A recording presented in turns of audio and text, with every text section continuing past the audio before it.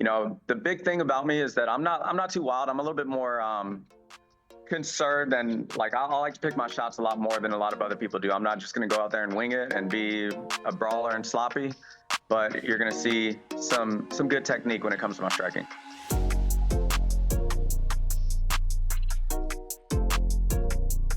This is Gardy with Clear Life Media, Clear Life Combat. I have a guest that's zooming in. I'm gonna let him introduce himself. We're gonna find out everything he has going on. Hey, how's it going?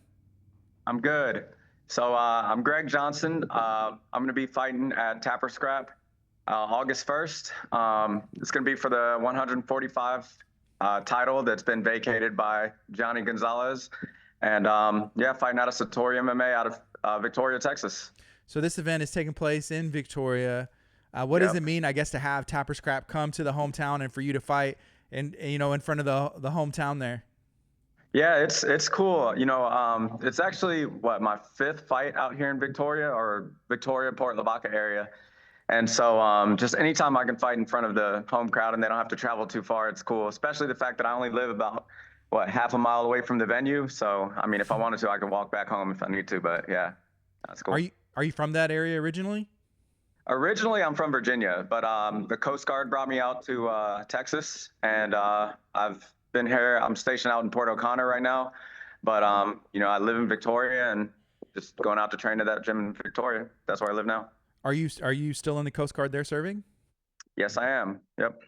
How would you say that experience, does it correlate to MMA or combat sports? How have you seen that? Well, yeah, a lot of people say, like, especially going through something like boot camp for the Coast Guard, people say that Coast Guard's usually the second hardest boot camp that you can go through behind the Marines. And I feel like a big part of that is just like the whole mental aspect of it. It's not extremely demanding physically, like in comparison, but there's a lot of the mental side of it that goes into it, and just kind of getting through that and being able to make it on through. I feel like that's helped out a lot, and just the whole mixed martial arts aspect of it too. What part of Virginia were you from, and did you like it out there? I have no desire to go back. I don't hate it, but it's just like I'm from Northern Virginia, Woodbridge. But yeah, I just have no desire to go back. It's just, I think the biggest thing is just how crowded and chaotic it is. I don't like the small town life like it is in Port O'Connor, but I don't want to be out there in that big compact area either. That's why Victoria is almost a perfect place for me. It's got everything that I would need, but also it's not too big, not too small. So if someone hasn't seen you fight before, can you describe your style, or what are they in for if they were to tune in on Clear Life or go get a ticket from you and watch? Yeah, for sure. No, my primary focus anytime I go out there and fight is going to be to win the striking exchanges. That's where I first started. That's where I first feel like I started to excel, when I trained a long time ago. But yeah, I mean, I'm extremely comfortable in grappling as well. It's just my primary focus tends to be on the striking aspect of it. So, the big thing about me is that I'm not too wild. I'm a little bit more concerned, and like I like to pick my shots a lot more than a lot of other people do. I'm not just going to go out there and wing it and be a brawler and sloppy, but you're going to see some good technique when it comes to my striking. What do you know about Tapper Scrap? How do you like working with Peter? So I feel like I know a good amount. So I fought at Tapper Scrap 4, Tapper Scrap 9, as the main event in Tapper Scrap 10.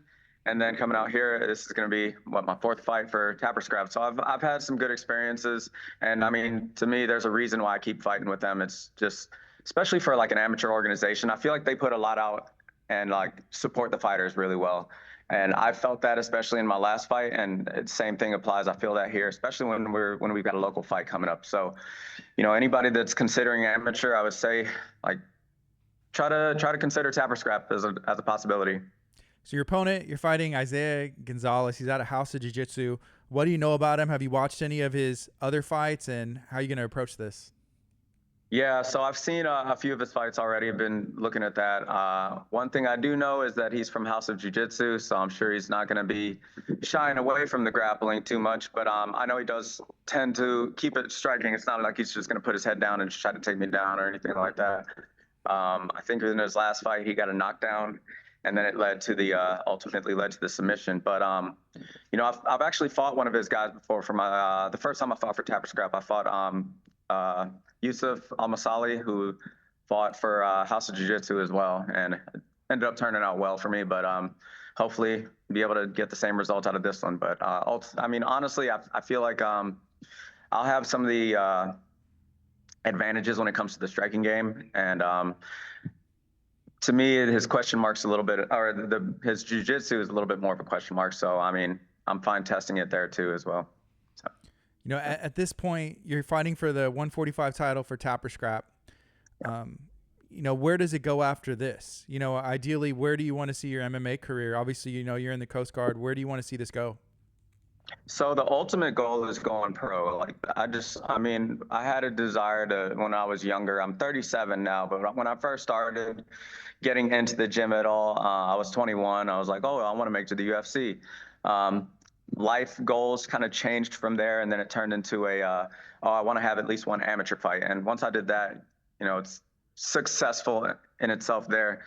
But you know, my goals changed again. I want to have one pro fight. So maybe after this one, I might be taking one or two more amateur fights, and then ideally going pro. But I think the big thing is I want to make sure that I do everything right leading up to the pro debut, so that I'm ready for that. So you were introduced or started training combat sports when you were 21 years old? Yep. When I was 21, it was at an old I think it was called LA Boxing. It's kind of similar to those UFC gyms you might see, like more of a conditioning and stuff. But you know, I took it a little bit more seriously than a lot of people in there. But I mean, it was a good gym, good experience there too. Yeah. Were you a fan of, I guess, mixed martial arts before, or what kind of made you want to even start training or walk in there? So the funny thing is, like when I first saw MMA, I hated it. I thought it was the dumbest thing ever. I thought it was like whoever lands with the luckiest punch is gonna win.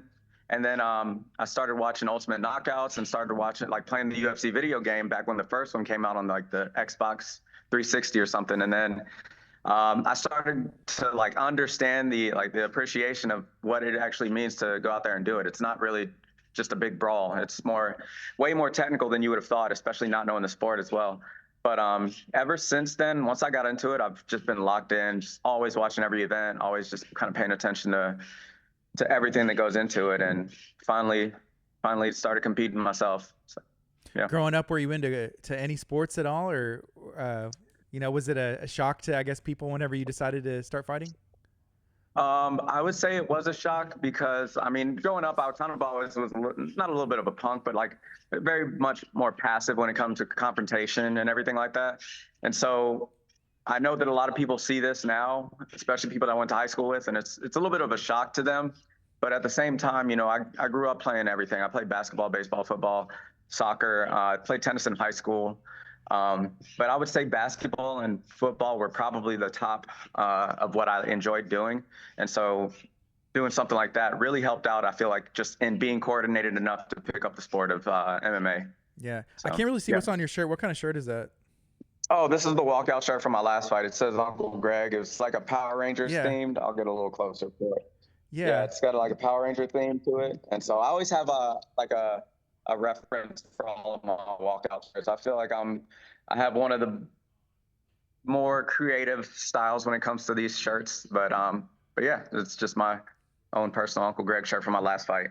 I saw the lightning bolt and it looked like Power Rangers, but I couldn't make it out. I mean, growing up, I mean, we're around the same age. I'm a little bit older, but a big fan of Power Rangers. I remember it came out, I was in elementary school, and kind of changed the game. And I think a lot of people between Ninja Turtles, Power Rangers, kind of were drawn towards, and karate was big back then, all these different movies. For sure.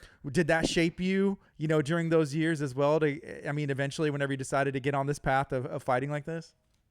Not especially. I mean, of course, when I'm watching it in the living room with my brother and stuff, we're just kind of practicing the moves on each other. Yeah. But I was just a fan of man, I don't know if it was just the colors or the time frame or whatever that goes on into it. But, you know, I don't know. I wouldn't say it shaped me as far as my fighting style or anything like that. But yeah, it's just part of the fun of the childhood, watching those weird things. Yeah. Talk to me about Uncle Greg. So, as far as the nickname goes? Yeah. All right. So at first, I didn't have a nickname for my first fight. It was I just was Gregory Johnson is what they were saying. But I think right after that, one of the parents started just randomly calling me Uncle Greg, and I feel like it's because, especially when I first got to the gym, I was real quiet and reserved. I didn't have much to say. but then like after a few months, I got a lot more comfortable with it, and was kind of helping out, not necessarily coaching, but just showing people like my ideas of the techniques that they could work on.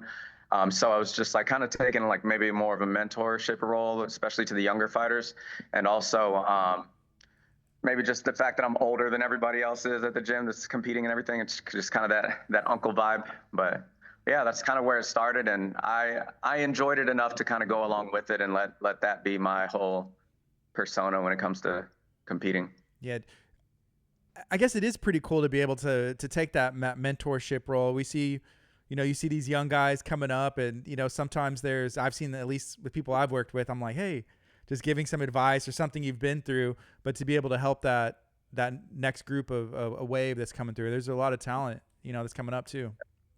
Yep, for sure. And like, it's cool to me, especially when I can make a suggestion and somebody understands it and goes and processes it and applies it too. But I mean, ultimately, that like one of the big reasons why I started, like why I kept fighting, is because I want to build enough of a resume that if somebody looks me up, you'll be able to like see, oh, there's some sort of like realistic path towards like an actual combat sport. Because when I get out of the Coast Guard, I'd like to open up a gym. And if I don't have any fights, it might be a little bit like people might not respect it as much as if I have like a pro debut followed by like 6 or 7 amateur fights and stuff like that. So yeah, being able to coach and just kind of be that mentor role is really helpful towards that ultimate goal when I'm done competing. How much more time do you have in the Coast Guard? How much more time you want to serve? So I have 7 years left until I hit that retirement, and so that's the 20-year retirement is what I'm going for. But yeah, 7 more years till that happens. Well, time goes by quick. That's what I've Yeah, noticed. I'm sure you see it too, huh? for sure does. Yeah, especially like the older you get, it's Right. just like, oh shit, I've been here in Port O'Connor for 5 years already. So yeah, where did that go? But yeah. Can you remind people one more time, what do you have going on August 1st in Victoria, Texas? So again, I'll be fighting against Isaiah Gonzalez at Tapper Scrap in Victoria, Texas. It's going to be on August 1st. Make sure you get those tickets and come out there and support the local fighters. Um, Once again, it's going to be the main event, 5-round amateur title fight for the featherweight championship. So come out there, support me and all of the other Satori fighters. It's going to be Kenneth Sanchez and Charles Valdez competing as well. So come out there and support all of us, and even the Monsters Den guys in Victoria too. So yeah, just come on out, have some fun. Greg, is there anything else you'd like to share? I just want to be able to thank my like sponsors, especially for going out there and taking a chance and supporting somebody like me. Especially coming to the new community of Victoria. I've had a lot of like successful and just kind of willing sponsors, but I also want to thank my team and my coach, Brandon Wakefield, Josh Richards, and everybody else that comes out there and helps me get to this fight and helps me ultimately get a victory out there. And whether it be one of the kids in the kids program or just like Kenny or Charles that's going to be out there with me on fight day, it's just the team to me is the most important thing when it comes to going out there and competing. So thank you guys. Thank you so much for hanging out today. I appreciate you. All right, no problem. Thank you. This is Gardy with Clear Life Media, Clear Life Combat. Y'all be blessed.